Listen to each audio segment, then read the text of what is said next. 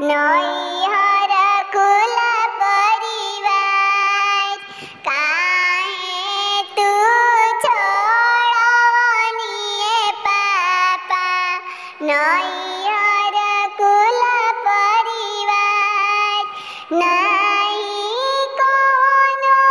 गलती बेटी नहीं दोषवा तोर नहीं कोनो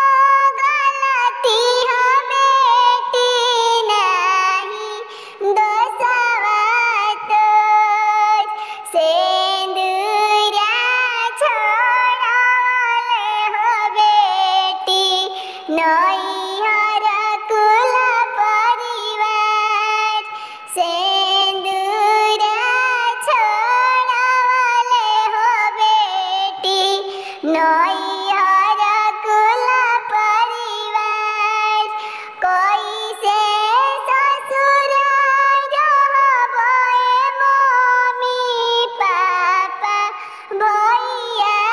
छोड़ कैसे दिनवा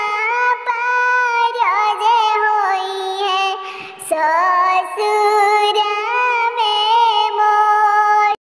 ऐसन जानी बोलाए बेटी फाटे करे जवा मोर